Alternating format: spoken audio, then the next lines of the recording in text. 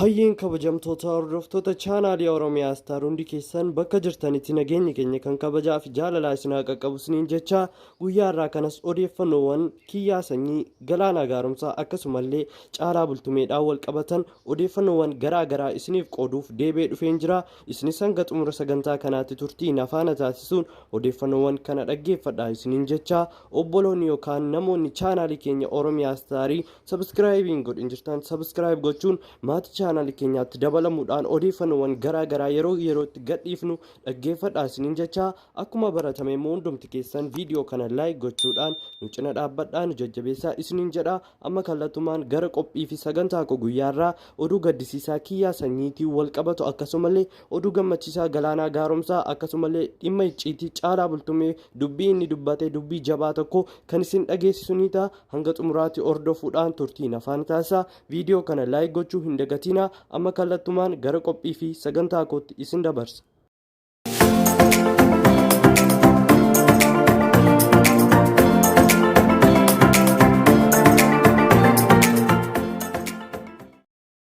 Egaa odeeffannoo koo isa jalqabaatiin dhimma oduu gammachiisaa Galaanaa Gaaromsaatiin wal qabate maaltu jira kan jedhu odeeffannoo baay'ee nama boonsuu fi nama gammachiisu tokko sadarkaa aartii Oromoon yeroo ammaa kana irra ga'e kan baay'ee mul'isuu fi gara fuulduraatti illee jajjabina guddaa kan ta'u odeeffannoo baay'ee namatti tolu isinitti himaa. Egaa odeeffannoon koo guyyaarraa dhimma Galaanaatiin wal qabatu sirbi Galaanaa tibba darbe keessa ji'oota lamaan dura gadhiifame wal agarra jedhu yeroo ammaa kana guutumaa guutuutti view 5M yookaan miiliyoona 5 oliin daawwatameeti kan inni jiru. Akkasumallee laayikii 1,113 ol argachuudhaan sirba baay'ina rikeerdii argachuudhaan akka Itoophiyaatti sadarkaawwan qaban keessa galeeti kan inni jiru baay'ina laayikiitiin jechuudha. Koomentii qofa koomentii 21,000 qaba. Sirbi kun sirba baay'ee jaallatama guddaa argate galiin guddaa Galaanaa Gaaromsaaf irraati argamedha jechuudha. Egaa artistoota keenya viidiyoo isaan gadhiisan yeroo garaa garaatti deemuudhaan daawwachuudhaan viidiyoo sirbi isaanii gadhiifamistu laayik yeroo gootan viidiyoon kun akka namoota hedduu bira qaqqabu ni ta'a waan ta'eef viidiyoo argitan kanneen aartii Oromoo sirboota Oromoo yuutuubaroota Oromoo fi kanneen biroo laayik gochuudhaan jajjabeessaa. Laayik gochuun keessan kun akka sadarkaan aartii fi afaan dubbii sanaa namoota hedduutti beekamu taasisa waan ta'eef jechuudha. Kanumaanis gaa sirbi Galaanaa Gaaromsaa wal agarra jedhu view 5M galuudhaan sadarkaa aartii Oromoo yeroo gabaabaa keessatti sirboota view hedduu argatan keessa galuudhaan baay'ee jaallatama guddaa argateeti kan inni jiru. Yeroo ammaa kun sirbi Galaanaa Gaaromsaa sadarkaa 3ffaa irratti argama akka sirboota afaan Oromoo yuutuubii irra jiraniitiin jechuudha. Egaa sirbi isaa kun haala amma jiruun yoo itti fufe yeroo gabaabaa keessatti view 10M gala. 10M gala jechuun immoo sirboota baay'ee olaanoo keessatti ramadama jechuudha. Egaa sirboota kanneen warra Habashaa yoo ilaalle view 30M faa qabu jechuudha. Egaa kunis sadarkaan keenya isaan biratti yeroo madaalamu baay'ee gadi hiiqnee akka jirudha. Garuu itti fayyadamni moobaayilaa fi wantoota garaa garaa intarneetii keenyaas gadi bu'aa haa ta'u malee kana caalaa kan ilaaluuf warra sanaafis deeme Oromoodha. Kanaafiyyuu kanneen aartii Oromoo kanallee jajjabeessaa isiniin jedha. Laayik gochuudhaan jajjabeessaa. Oduun gammachiisaa Galaanaa Gaaromsaatiin wal qabatu kana fakkaata. view 5M galee galiin olaanaa doolaara hedduu irraati argameeti kan inni jiru jechuudha. Laayik gochuun keessan bu'aa hedduu qaba. Oduun gaddisiisaa kiyyaa sanyii maali? Icciitiin Caalaa Bultumee moo maali kan jedhu isallee odeeffannoo isinitti himaa. Hanga xumuraatti turtii nafaana taasisa. Egaa dhimma kiyyaa sanyii irratti oduu gaddisiisaa maaltu jira kan jedhu gama kiyyaa sanyii fi akkasumallee gama keelloo miidiyaatti oduu gaddisiisaa baay'ee amilee namaa cabsutu dhaga'amaati kan inni jiru. Oduun gaddisiisaa kunis gaa maal isinitti fakkaate? Akkuma beekamu yeroo baay'ee saatelaayitii Oromoo kanneen sagalee uummata isaaniitiif ta'anii saatelaayitii irratti chaanaalii TV jechuudha yeroo baay'eetti mootummaan Itoophiyaa ugguree saatelaayitii irraatii dhabamsiise yookaan balleessa jechuudha. Erga dhabamee booddee immoo adabbii isaanii fixatanii itti deebu. Adabbii ji'a tokko kan ji'a lamaaf adabamu jechuudha.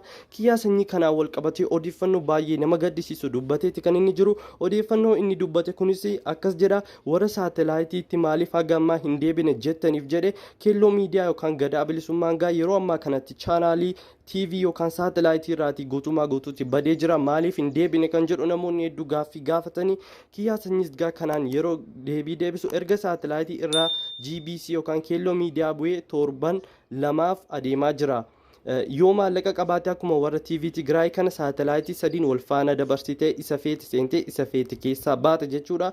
Egaa kana jechuun hanqina qarshii fi hanqina maallaqaatii qabna kan inni jedhe. Kanumatti aansuudhaanis chaanaalii yookaan firiikweensii isaanii fi poolarizaayishinii isaanii gadhiisuudhaanii ammoo yoo hiyyeessa taate jam yoo godhamte obsa malee hoomaa hin qabdu haga jam hanga jiinkee dhumee saatalaayitiitti deebitutti obsitee eeguu qofa. Kanaan achitti saatalaayitii 2-3 irraa dabarsuuf miti tokko irratti kiisii keessaa ba'ee darbaa jira jechuudhaan baay'ee wanta amilee namaa cabsu hangam akka qarshii dhabuun sagalee uummata isaanii sagaleen uummataa gadi ukkaamamu taasisa jechuudha. Waan nama gaddisiisu sagaleen uummata keenyaa guyyaa haga kanaaf ugguramu hin qabu ture. Akkuma isin gadditan anis nan gadda garuu gochuu hin dandeenyu humna keenya ol waan ta'eef obsumaan nu eegaa jechuudhaan baay'ee wanta garaa nama nyaatu dubbate. Sababiin isaas hanqina maallaqaarraan kan keessa saatalaayitii tokko irratti iyyuu dabarsuu dadhabaa jirra. Warreen Tigraay qarshii qabaatanii saatalaayitii 3-4 irratti wal faana gadhiisaa jiru jechuudhaan odeeffannoo baay'ee nama gaddisiisu dubbateeti kan inni jiru. Kunis maal namatti argisiisa yoo jettan hanqinni maallaqaa fi qarshii sagalee uummata Oromoo akka inni ukkaamamu taasiseera. Namni keenya hiixachuu irratti hanqina waan qabuufidha malee uummanni keenya otoo hiixateeti wanta baay'ee gochuu danda'a jechuudha. Egaa dhimmi kiyyaa sanyii fi gama keelloo miidiyaatiin odeeffannoon gaddisiisaa jiru kana fakkaata. Kanatti aansee immoo dhimma Caalaa Bultumee oduu fi icciitiin addaa inni dubbate maali kan jedhu isin dhageessisa. Isa kanallee amma xumuraatti na hordofuudhaan viidiyoo kana laayik gochaa turtii na faana taasisaa isiniin jedha.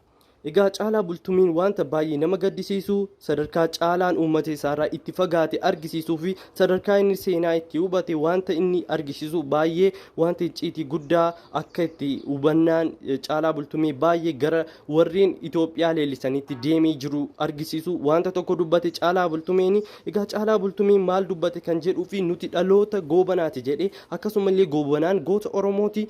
Otoo inni jiraachuu baatee Wallaggi Sudaan jala galte turte warri gantuu seenaa dubbisa jechuudhaan wanta baay'ee nama gaddisiisu. Akkuma beektan goobanaa jechuun sirna nama nyaataa Minilik jalatti uummata Oromoo kan kuffiisee uummanni Oromoo akka achi jalatti armaa fi harka muramu akka achi jalatti gabroonfatamu nama taasise goobanaan jechuudha. Minilik jala galuudhaan egaa goobanaan goota Oromoon taane goota warra Itoophiyaa leellisanii Itoophiyaa jedhanidha. Egaa Caalaa Bultumee akka itti dubbachuudhaan otoo inni jiraachuu baatee Wallaggi Sudaan jala galti turte jechuudhaan seenaa sobaa fi seenaaf hin fakkaanne dubbateeti kan inni jiru.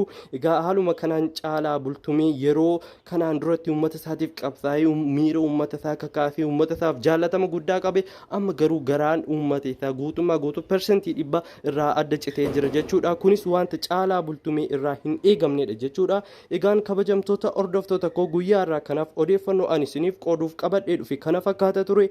Hanga xumura sagantaa kootti turtii na faana taasisuu keessaniif ulfaadhaa kabajamaa galatoomaa isiniin jecha yeroo biraa viidiyoo kan biraa qabadhee hanga nagaa walitti deebinutti bakka jirtanitti nagaan nuuf turaa galatooma.